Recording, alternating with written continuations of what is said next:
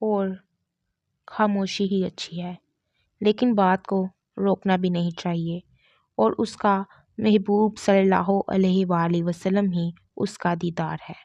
جس نے آپ صلی اللہ علیہ وآلہ وسلم کو دیکھا، اس نے اسے دیکھ لیا۔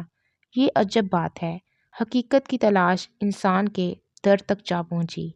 پہلے درود، پھر سلام، پھر حقیقت ہی حقیقت، جلوہ ہی جلوہ۔ نا آشنا کے لیے شرک ہی شرک، اور آشنا کے لیے ایمان ہی ایمان۔ مقام غور ہے کہ اللہ کے ہاں انسانوں کا تذکرہ ہے، انسانوں کا، صرف انسانوں کا، اور اگر انسان انسانوں کا تذکرہ کرے یا ان سے محبت کرے اور ہمیشہ ہمیشہ ہم حال محبت کرے تو شرک؟ یہ کیسے ہو سکتا ہے؟ کیا اللہ آج کل بھی درود بھیجتا ہے؟ حضور اکرم صلی اللہ علیہ وآلہ وسلم کے ظاہری پردہ کرنے کے بعد اللہ کس پر درود بھیجتا ہے؟ محمد صلی اللہ علیہ وآلہ وسلم ذات ہے یا صفت؟ ذات ہے تو قائم ہے اللہ کے درود کے آئینے میں۔ اللہ کسی گزشتہ پر درود نہیں بھیجتا، وہ حال کا اللہ ہے۔ قرآن حال کا قرآن ہے، کلمہ حال کا کلمہ ہے، اور رسول صلی اللہ علیہ وآلہ وسلم حال ہی کے رسول صلی اللہ علیہ وآلہ وسلم ہیں، ہمیشہ سے ہمیشہ کے لیے۔ اس کے ماں سوا شرک ہے۔ یہی تو راہ توحید ہے، یہی حقیقت ہے، اللہ کی راہ، حقیقت کی راہ، ان لوگوں کی راہ جن پر اس کا انعام ہوا۔ وہ لوگ آج بھی ہیں، ان کی راہ تلاش کرو، ان کی راہ اختیار کرو۔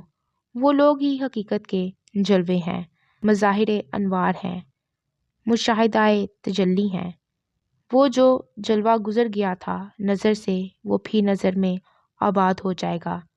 شرک سے بچو، کسی واہمے کی پوجا نہ کرو، عین اللہ کی عبادت کرو۔ اللہ، سچا اللہ، مالک اللہ، ہمیشہ ہمیشہ کے لیے محبت کرنے والا اللہ، اپنے ہمیشہ رہنے والے محبوب صلی اللہ علیہ وآلہ وسلم سے ہمیشہ کی محبت۔ صرف اسی اللہ کی اطاعت کرو، وہ جو کہتا ہے میرے محبوب صلی اللہ علیہ وآلہ وسلم کی آواز سے کسی کی آواز کا قد بھی بڑا نہ ہو، ورنہ تمہارے اعمال یعنی عبادتیں بھی ضائع ہو جائیں گی۔ اگر تم اللہ سے محبت رکھتے ہو تو اطاعت کرو ہمیشہ رہنے والے نبی صلی اللہ علیہ وآلہ وسلم کی۔ اللہ تم سے محبت کرے گا، اور پھر حقیقت آشنائی آسان ہو جائے گی۔ وہ جو تھوڑی دیر کے لیے آیا تھا جب ہوش اڑ گئے تھے، اب ہمیشہ رہے گا، وہ بھی رہے گا اور ہوش بھی۔